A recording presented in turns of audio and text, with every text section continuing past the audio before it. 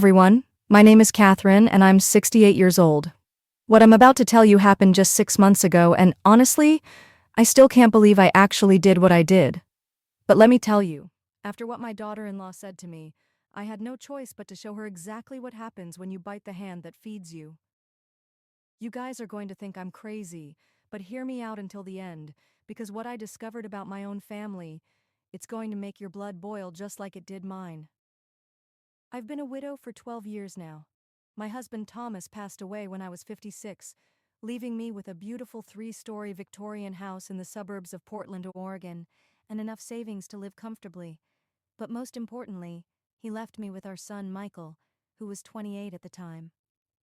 Michael was always a good boy, respectful, hardworking, the kind of son every mother dreams of having.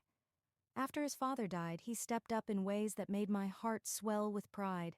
He'd come over every weekend to help with yard work, fix anything that needed fixing, and just be there for me.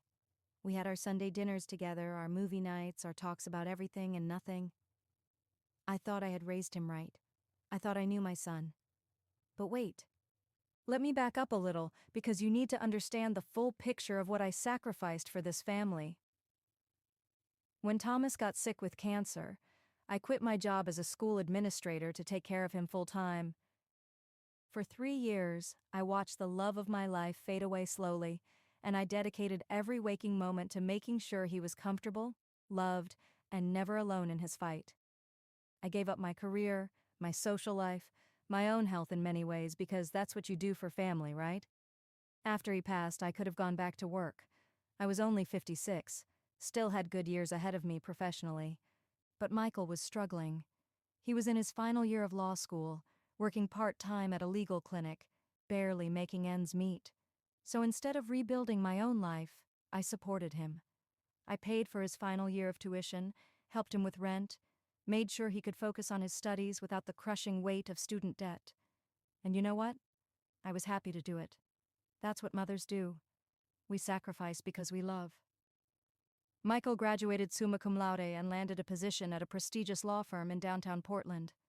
I was so proud I could have burst. Finally, all those sacrifices felt worth it. My boy was going to be successful, stable, happy. That's when he met her.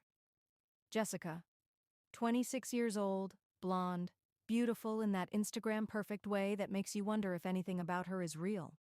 She worked as a marketing coordinator at some startup, had one of those personalities that could light up a room when she wanted to, and turn it ice cold when she didn't. Michael brought her to Sunday dinner about 8 months after they started dating. I remember that day so clearly because it was the beginning of the end of everything I thought I knew about my son.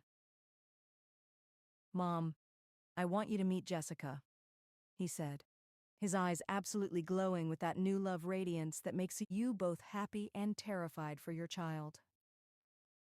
I welcomed her with open arms, literally.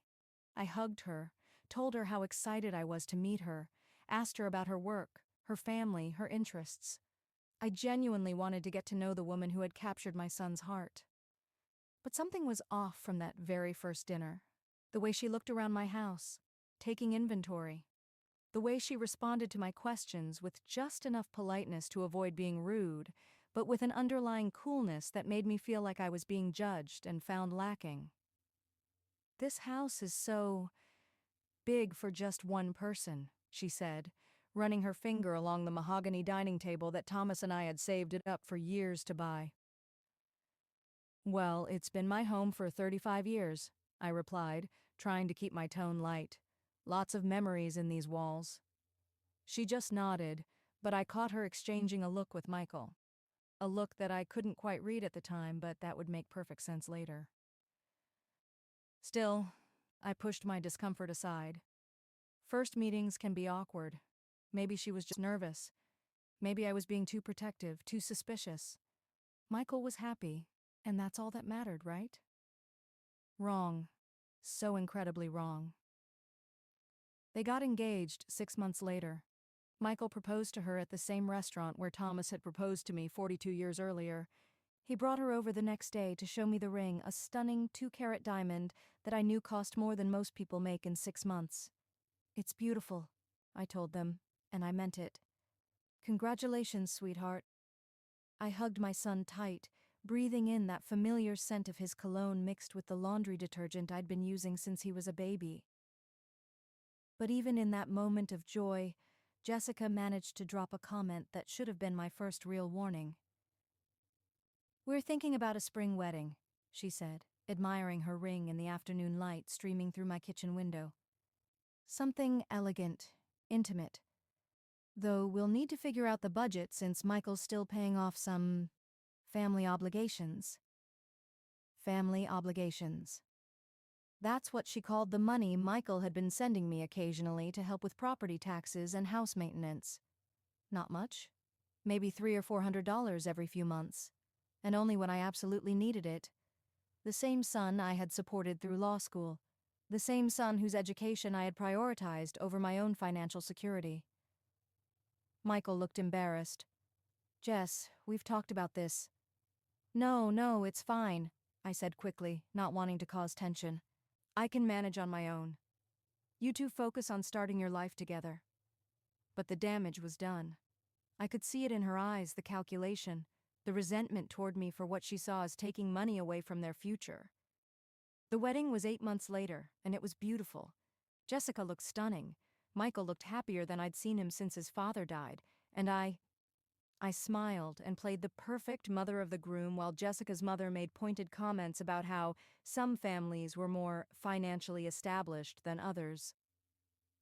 Jessica's parents, by the way, owned a successful chain of fitness centers and had paid for the entire wedding, a $30,000 affair that I could have never afforded on my widow's pension and savings. But somehow, I was still made to feel like the poor relation, the burden that Michael was graciously carrying. After the wedding, things changed slowly at first, then all at once. The Sunday dinners became monthly, then every few months, then, well, they pretty much stopped altogether unless it was a major holiday.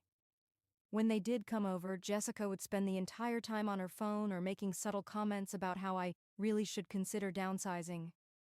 "I mean, Catherine," she'd say, "this house is just so much work for someone your age, and the utilities alone must be eating up your budget." She wasn't wrong about the utilities, but there was something about the way she said it, like she was doing me a favor by pointing out my financial limitations, like she was the expert on my life, my needs, my capabilities.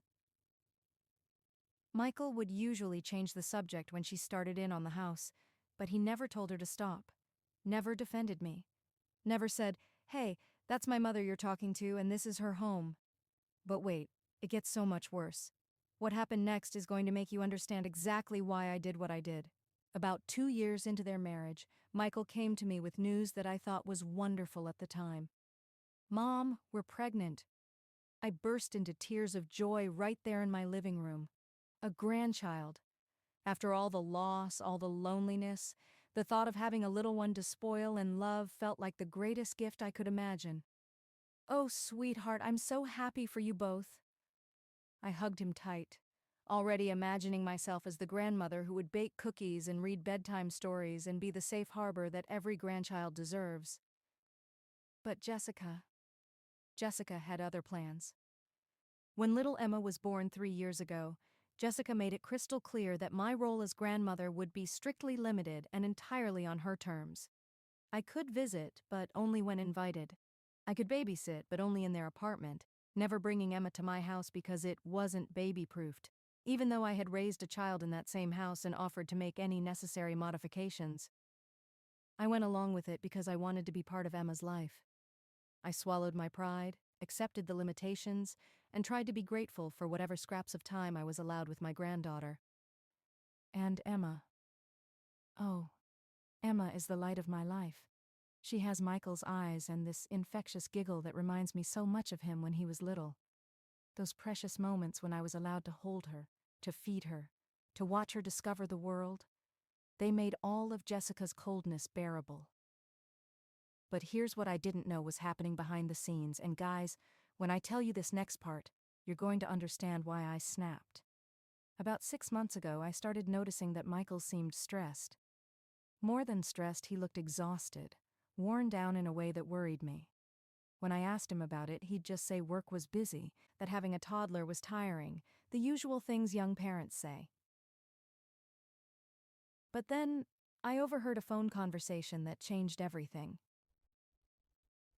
I had gone to their apartment to babysit Emma while they went to some work function of Jessica's. Emma had fallen asleep early, and I was sitting in their living room reading when Michael called Jessica. She must have thought I couldn't hear her from the kitchen, but their apartment has thin walls and Jessica has never been one to keep her voice down when she's upset. "No, Michael, I don't want to hear it anymore," she was saying. "Your mother is becoming a problem." My blood went cold.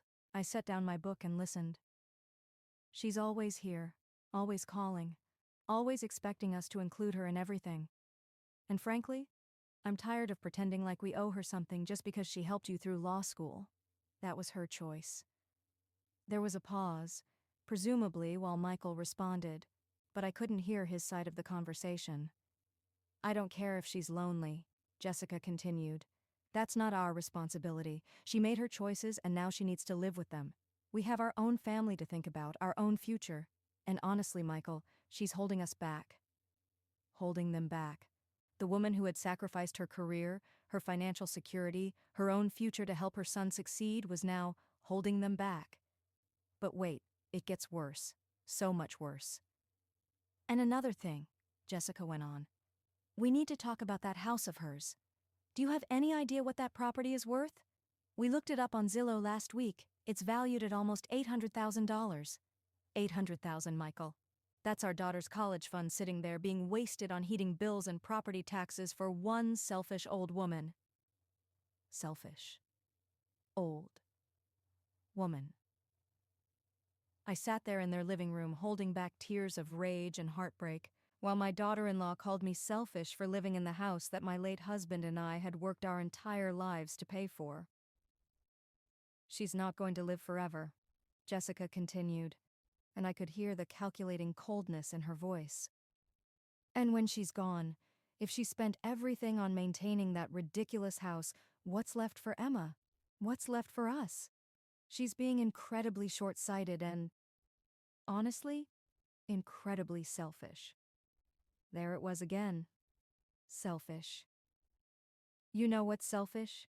Planning your mother-in-law's death so you can inherit her house. Viewing an elderly woman's home not as her sanctuary, her comfort, her connection to a lifetime of memories, but as an asset that you're entitled to." I heard Michael's voice through the phone, though I couldn't make out his words.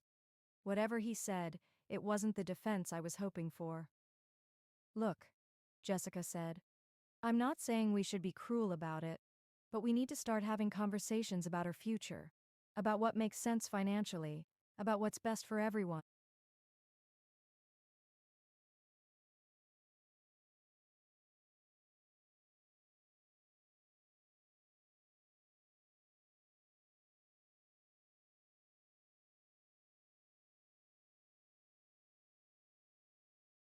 Including her. What's best for everyone. Right. They came home an hour later, all smiles and, "How was Emma?" And, "Thanks so much for watching her, Mom." I played along, hugged them goodbye, and drove home in a haze of hurt and anger that I can barely describe. But that conversation I overheard? That was just the warm-up act. The main event was still coming. And when it happened, well, let's just say it changed everything. 2 weeks later, they invited me over for Sunday dinner. It had been months since we'd had a real family meal together, so I was actually excited. I brought Emma a new picture book and Jessica some flowers from my garden, the same garden Thomas and I had planted together 30 years ago. Dinner was pleasant enough. We talked about Emma's development, Michael's latest case, Jessica's promotion to senior marketing coordinator. I felt like maybe we were finding our way back to being a real family again. But then, after Emma was put down for her nap, they asked me to sit down in the living room. They had something they wanted to discuss with me. "Mom," Michael began, and I could see he was nervous. "We've been thinking about your situation." "My situation." "We're worried about you," Jessica added, though her tone suggested she was about as worried about me as she would be about the weather. Living alone in that big house, managing all that upkeep, Dealing with the financial burden? I'm managing just fine, I said, though we all knew that wasn't entirely true.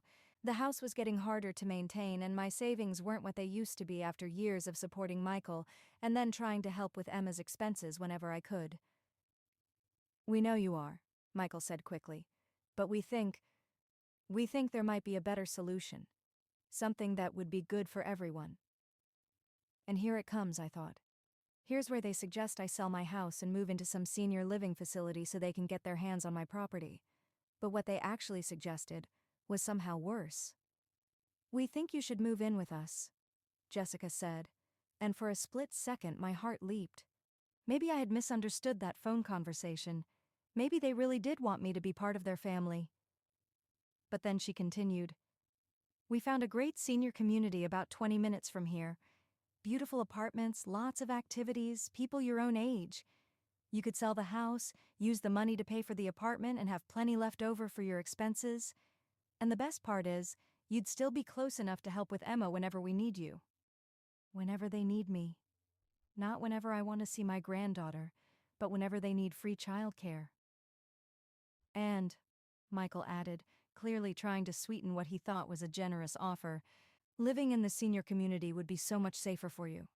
No more worrying about stairs or yard work or maintaining that big house all by yourself.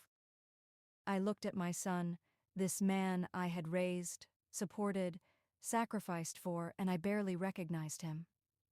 When had he become someone who could sit in my living room and tell me that the home I had shared with his father for 35 years was just a burden I needed to get rid of? "I appreciate your concern," I said carefully, "but I'm not ready to leave my home. This house, it's where your father and I built our life together. It's where I raised you. It's where all my memories are." Jessica's mask slipped just a little bit. "Catherine, you have to be practical.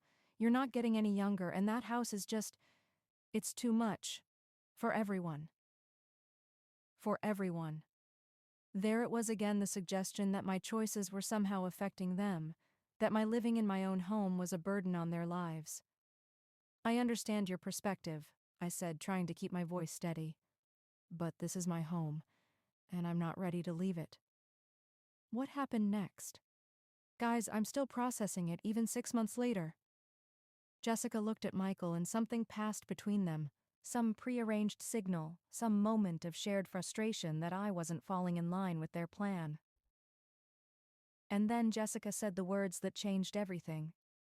"Catherine, I'm going to be honest with you because clearly nobody else will be. You're being incredibly selfish and short-sighted. You're sitting in a house worth almost $1 million, struggling to maintain it, when you could be living comfortably in a community designed for people your age. But more than that, you're stealing from your granddaughter's future. Stealing from my granddaughter's future. That house is Emma's inheritance," she continued, her voice getting sharper with each word. "Every dollar you spend on utilities, on repairs, on property taxes is a dollar that won't be there for her college fund, for her future. And frankly, I think it's incredibly selfish of you to prioritize your comfort over your granddaughter's opportunities." I felt like I had been slapped. "Jessica, that house is a burden," she interrupted. "To you, to us, to everyone who cares about you. And if you can't see that, then maybe you're not as sharp as we all thought you were." Not as sharp as they thought I was. Michael, to his credit, looked uncomfortable. "Jess, maybe we should..." "No, Michael, someone needs to say it. Your mother is being stubborn and selfish, and it's affecting all of us. Emma needs grandparents who are present and helpful, not burdens who expect us to revolve our lives around their nostalgia." Burdens. There it was, the word that would echo in my head for days afterward. After everything I had done, everything I had sacrificed, everything I had given up to help my son succeed, I was now a burden. I stood up from my chair, and I must have looked as shaken as I felt because Michael immediately reached for me. "Mom, are you okay?" "I'm fine," I said, though I was anything but fine. I think I should go home now." "Catherine, don't leave upset," Jessica said. though her tone suggested she wasn't particularly concerned about my emotional state. "We're trying to help you see what's best for everyone." What's best for everyone? That phrase again. "I understand," I said quietly. And I did understand. I understood perfectly. I kissed Emma goodbye while she slept, hugged my son, and drove home in a fog of hurt and rage that I had never experienced before. But guys, what happened next is going to shock you. Because sometimes, when you push someone too far, when you mistake kindness for weakness and generosity for stupidity, you find out exactly what you've lost. And Jessica was about to find out that this burden had some surprises left in her. Let me tell you what I did next, because even I can't believe I actually went through with it. That night I sat in my kitchen, the same kitchen where Thomas and I had shared thousands of meals, where I had helped Michael with his homework, where I had cried after my husband's funeral and I made myself a cup of tea with shaking hands. Burden. The word kept echoing in my mind like a broken record. I had given up my career to care for my dying husband. I had used my savings to put my son through law school. I had accepted being pushed to the margins of my granddaughter's life. I had swallowed every subtle insult, every passive-aggressive comment, every attempt to make me feel small and inconvenient. And for what? To be called a burden by a woman who had never sacrificed anything for anyone. But you know what the worst part was? The look on Michael's face when Jessica said it. Not shock, not outrage, not the immediate defense that any son should have given his mother. Just discomfort. Like he agreed with her but was too polite to say it out loud. That's when I realized something that hit me like a physical blow. My son, the boy I had raised to be kind and respectful and loyal, had become someone I didn't recognize. And worse than that, he had become someone who saw his own mother as an obstacle to his happiness. I barely slept that night. I kept replaying every conversation, every interaction, looking for signs I had missed. And they were all there, weren't they? The gradual reduction in visits, the comments about downsizing, the way Jessica looked at my house like she was mentally redecorating it. They had been planning this conversation for months, maybe years, working up to the moment when they would finally tell me to get out of my own home so they could claim their inheritance while I was still alive to hand it over. But here's what Jessica didn't know about me. What Michael had apparently forgotten. I didn't survive losing my husband. Didn't rebuild my life from scratch. Didn't manage to maintain a house and property for 12 years as a widow by being weak or stupid or easily manipulated. I may have been a burden to them, but I was about to become their worst nightmare. The next morning I called my lawyer. Now, you have to understand, I hadn't spoken to James Morrison in about 5 years, not since he helped me update my will after Thomas died. But James had been our family lawyer for over 20 years. He had handled our house purchase, our wills, Michael's adoption papers when Thomas legally adopted him as a baby. Yes, Michael was actually my son from a previous relationship, though Thomas raised him as his own from the time he was 2 years old. "Catherine." James sounded genuinely pleased to hear from me. "How are you doing? How's Michael?" "That's actually why I'm calling, James. I need to make some changes to my estate planning and I need your advice on a few legal matters." "Of course. Can you come in this week?" I made an appointment for the following day, and that night I did something I hadn't done in years.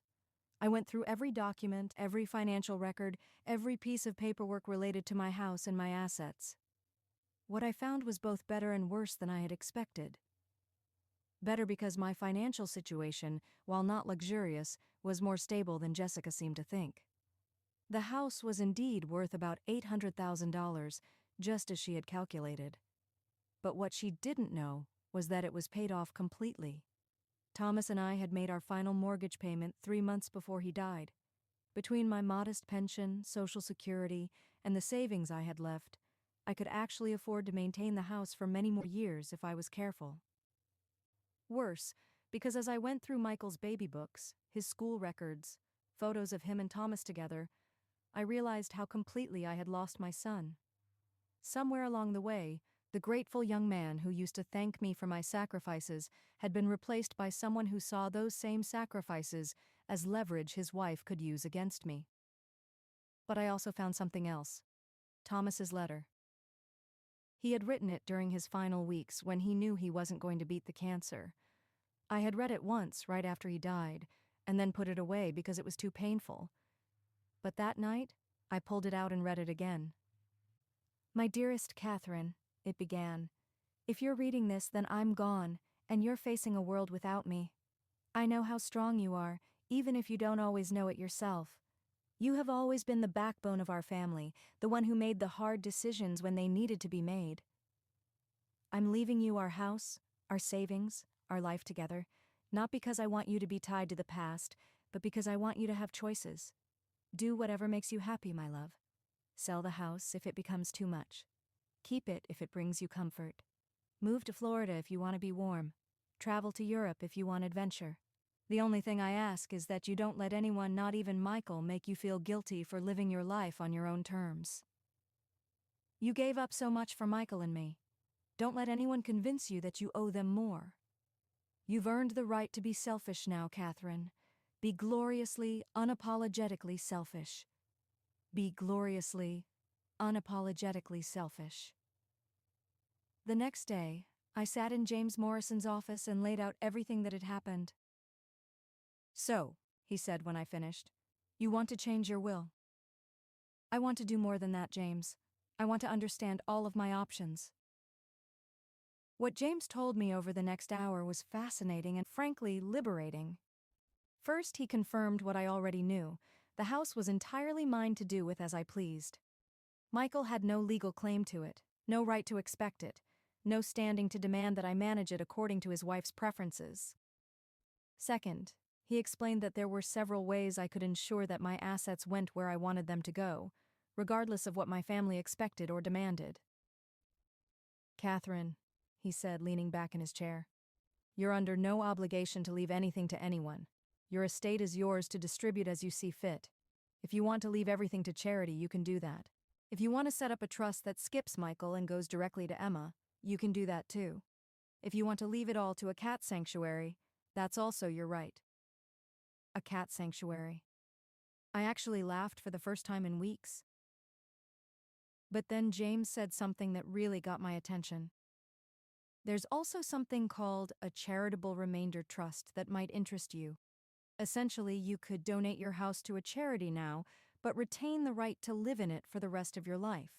You'd get a significant tax deduction, the charity would get the property when you pass away, and your son and daughter-in-law would get, well, nothing. Nothing." The word had a beautiful ring to it. "Tell me more about that," I said. Over the next week, James and I worked out a plan that was so perfect, so completely justified, that I actually felt giddy thinking about it. But I didn't want to act in anger. I wanted to give my family one more chance to show me that I had misunderstood, that they actually valued me as more than just a future inheritance. So I decided to test them. I called Michael and told him I had been thinking about our conversation and that maybe they were right about me needing to make some changes. Could we have dinner again to discuss it?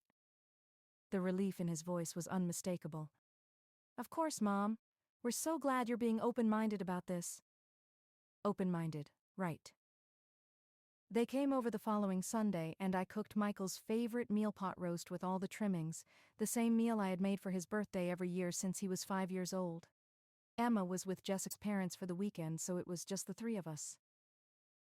During dinner, I played the part of the confused, overwhelmed elderly woman who was finally ready to listen to reason.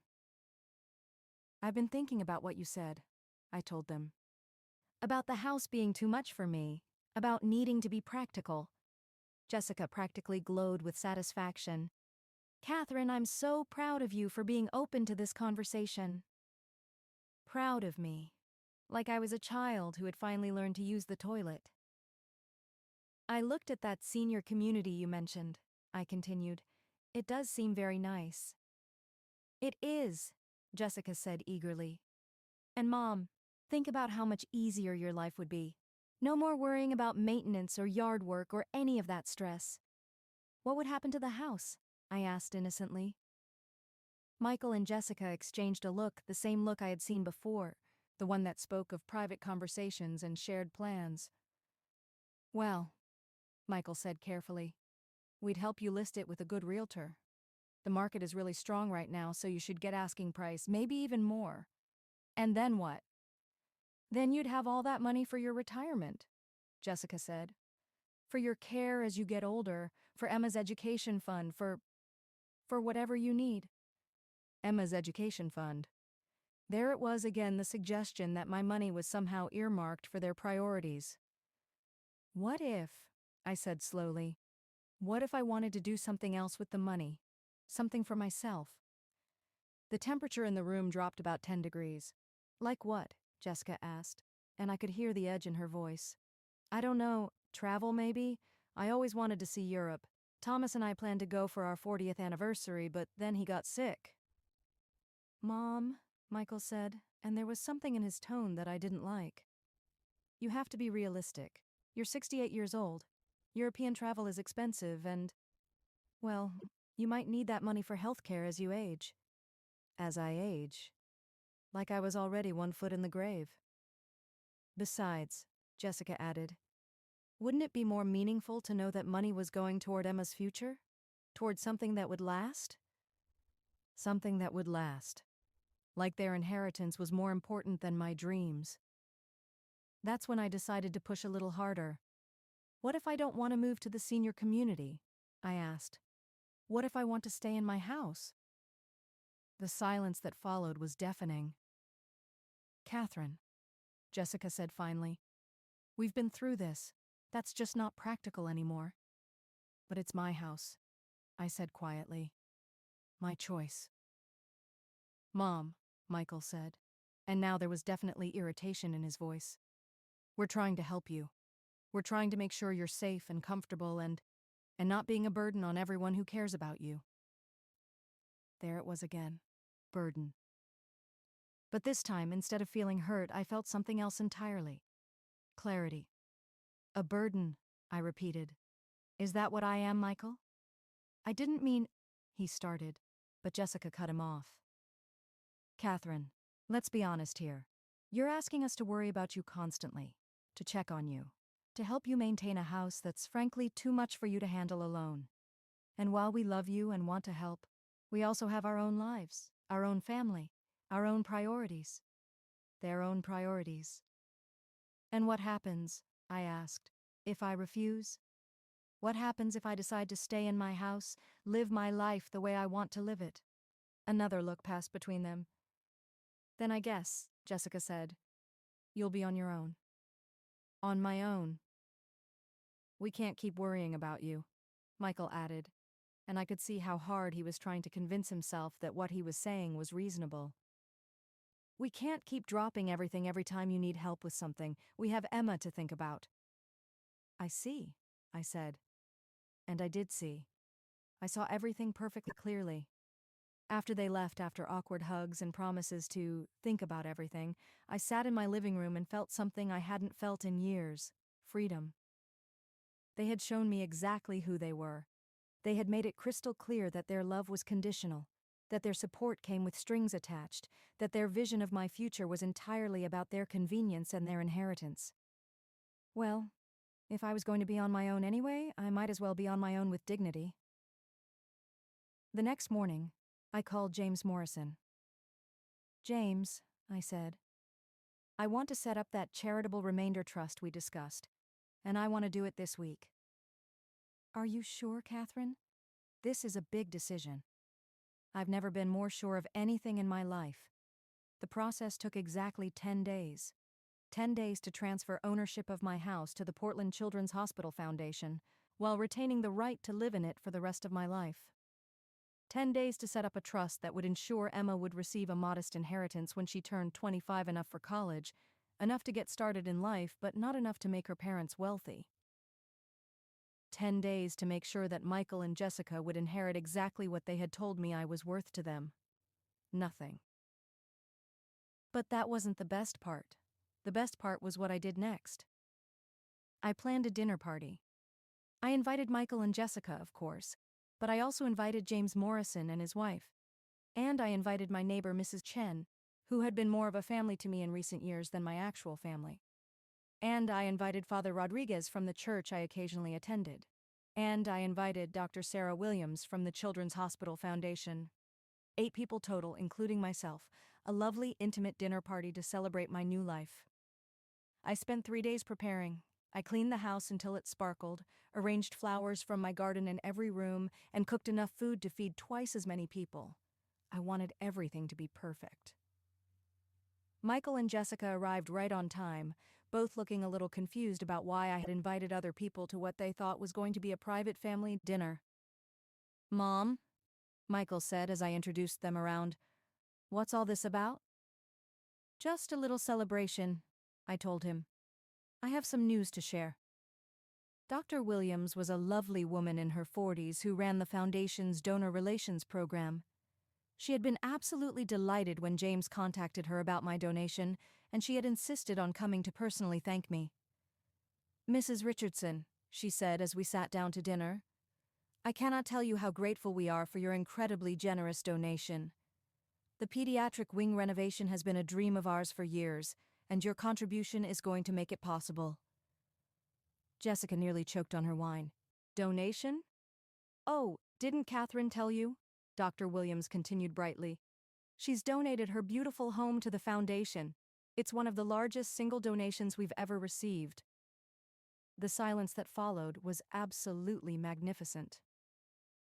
Michael's face went through about 6 different expressions in the span of 10 seconds. Confusion, disbelief, understanding, and finally, barely controlled rage. "Mom," he said carefully, "can I speak with you privately?" "Oh, there's no need for privacy," I said cheerfully.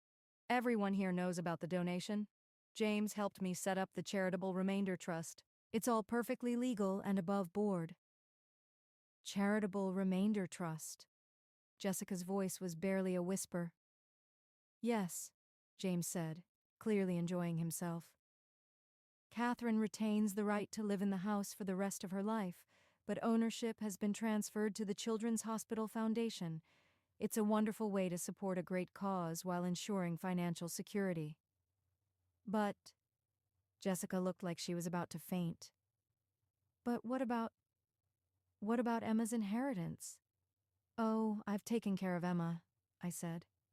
"She'll receive a trust fund when she turns 25, enough for college and to get started in life, but not so much that she'll never learn the value of hard work." The look on Jessica's face was worth every penny I had just given away. "How much?" Michael asked, and his voice was so tight with controlled anger that even the other guests noticed. "How much what, dear? How much did you leave Emma?" $50,000, I said. "Invested properly, it should be worth quite a bit more by the time she can access it." $50,000. Out of an $800,000 house. "And the rest?" Jessica asked. "The rest goes to the foundation when I pass away," I said. "They're going to use it to build a new pediatric wing. Isn't that wonderful? Sick children will benefit for generations from this gift." Michael stood up so abruptly that his chair fell backward. "I need some air," he said, and walked out onto my back patio. Jessica followed him, and through the open door, we could all hear their heated whispered conversation. "How could she do this?" Jessica was saying. "That was Emma's money. That was our money." "Keep your voice down," Michael hissed back. "No, I will not keep my voice down. Your mother just stole our daughter's inheritance and gave it away to strangers." Mrs. Chen, bless her heart, took that moment to loudly compliment my pot roast, effectively drowning out whatever Michael said in response. When they came back inside, Jessica had clearly been crying, and Michael looked like he wanted to strangle someone. The rest of the dinner was wonderfully awkward. Dr. Williams regaled us with stories about the children the hospital served. Father Rodriguez talked about the importance of charitable giving. James told amusing stories about estate planning, and I sat at the head of my dining room table, in my beautiful house that I would live in for the rest of my life, feeling happier than I had in years. After everyone else left, Michael and Jessica lingered, clearly wanting to have it out with me. "Mom," Michael said, "we need to talk." "Of course, sweetheart. What's on your mind?"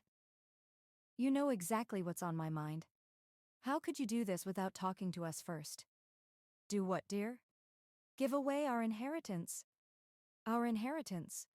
Not Emma's inheritance, which would have been bad enough. Their inheritance. Michael, I said gently, it was never your inheritance. It was my house. Bought with my money and my late husband's money, maintained with my labor and my savings. It was never yours. But we're your family, Jessica burst out. We're supposed to inherit your estate. Why? I asked. Because you called me a burden? Because you told me I was selfish for wanting to live in my own home? Because you made it clear that your love and support were conditional on my compliance with your financial plans? They both went very still. You heard that conversation, Michael said quietly. I heard you planning my future like I was already dead, I replied. I heard my daughter-in-law call me a burden and a selfish old woman. I heard my son agree with her. I never agreed with her. You never disagreed with her either. The truth of that hung in the air between us. Mom, Michael said, maybe Jessica was harsh, but she's not wrong. That house is too much for you. We were trying to help. You were trying to help yourselves, I said. And you know what? That's fine. People are allowed to be selfish, but so am I. This is insane, Jessica said. You're throwing away Emma's future out of spite. Emma's future is secure, I replied. She'll have more money at 25 than most young people dream of. But she'll also have something more valuable. She'll know that her grandmother valued her enough to make sure she learned to work for what she wanted, instead of just waiting for people to die so she could inherit their money. You're being vindictive and cruel, Jessica said. No, I said. I'm being gloriously, unapologetically selfish. Someone very wise once told me I had earned the right to be. They left shortly after that, and I have seen them since. But guys, here's where the story gets even better. About a month after my dinner party, I got a call from Mrs. Chen. Catherine, she said, you have visitors. I looked out my front window and saw Michael's car in my driveway. He was standing on my porch with Emma in his arms. I opened the door, and my granddaughter immediately reached for me with a huge smile. Gamma, she said, using her toddler pronunciation of grandma. My heart melted as I took her in my arms. Whatever else had happened, whatever damage had been done between Michael and me, Emma was innocent in all of this. Hi, baby girl, I whispered, breathing in that sweet toddler smell of shampoo and cookies. Michael looked exhausted, older somehow, like he had aged years in the past month. Mom, he said, can we come in? I stepped aside and let them into the house. Emma immediately ran to the toy box I kept in the living room, the same toy box that had been Michael's when he was little. Where's Jessica? I asked. At her parents', Michael said. She moved out last week. I felt a stab of surprise, and if I'm being honest, satisfaction. I'm sorry to hear that, I said, though we both knew I wasn't really sorry.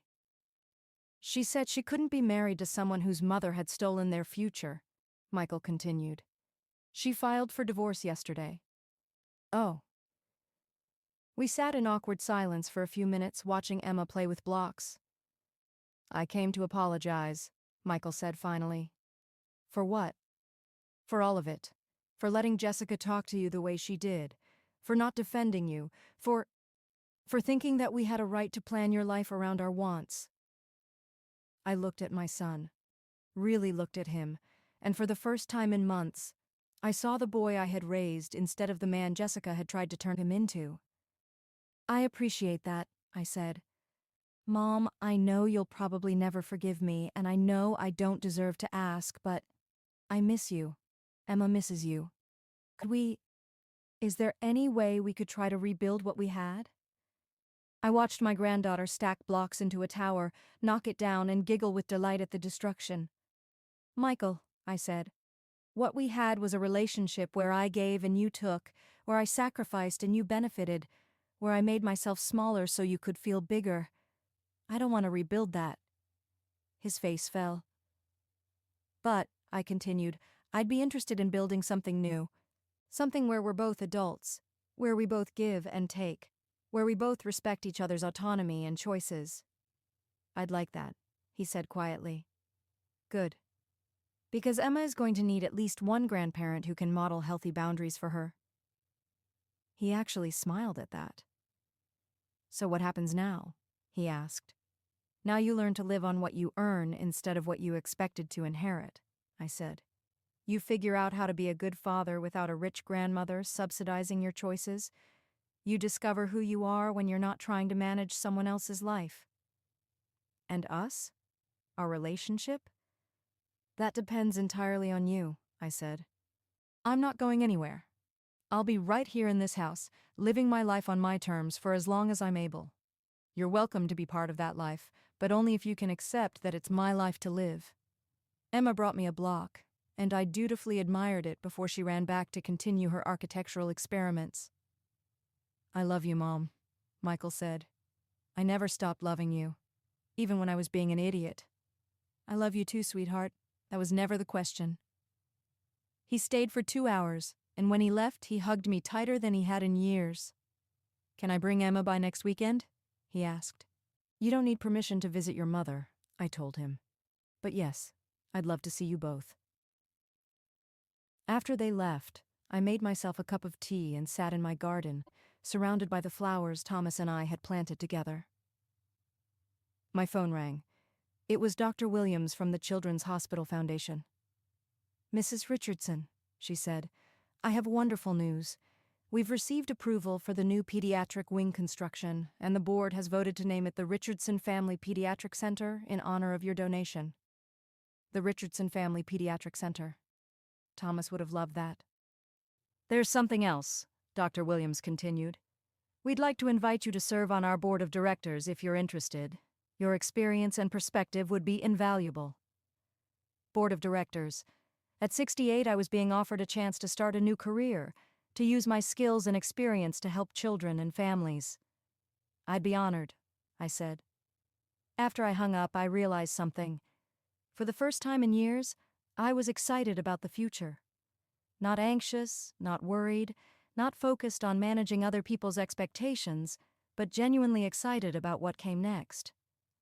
Jessica was wrong about a lot of things. She was wrong about me being a burden. She was wrong about my house being a waste of money. She was wrong about my priorities being selfish. But she was right about one thing. I wasn't getting any younger. Which meant I didn't have time to waste on people who saw my love as weakness, my generosity as stupidity, or my life as an obstacle to their ambitions. I had time for my granddaughter, who loved me unconditionally. I had time for my son, if he could learn to respect me as an adult. I had time for new friendships, new purposes, new adventures. And I had time to be gloriously, unapologetically selfish in the best possible way. 6 months later, I'm still in my house. I've joined the hospital board, started taking Spanish lessons, and begun planning that trip to Europe I always wanted to take. Michael visits every weekend with Emma, and our relationship is better than it's been in years. Jessica sends Christmas cards. The Richardson Family Pediatric Center breaks ground next month, and I'll be there for the ceremony, wearing the dress I bought for Michael's wedding, the one Jessica said was too young for someone my age. Sometimes people ask me if I regret giving away so much money, if I wish I had left more for Emma, if I think I was too harsh. And you know what I tell them? I tell them that the best thing I ever did for my granddaughter was show her that women don't have to accept being treated like burdens, that love without respect isn't really love at all, and that sometimes the most generous thing you can do is refuse to enable someone else's selfishness. Emma will inherit $50,000 when she turns 25. But more importantly, she'll inherit the knowledge that her grandmother was a woman who knew her own worth, who refused to be diminished by other people's greed, and who chose to use her resources to help children instead of enriching adults who had already proven they didn't deserve it. That's a legacy I can be proud of. And if that makes me selfish, well, I guess I'm okay with that. Because sometimes being selfish is just another word for having self-respect. And at 68 years old, I finally learned the difference.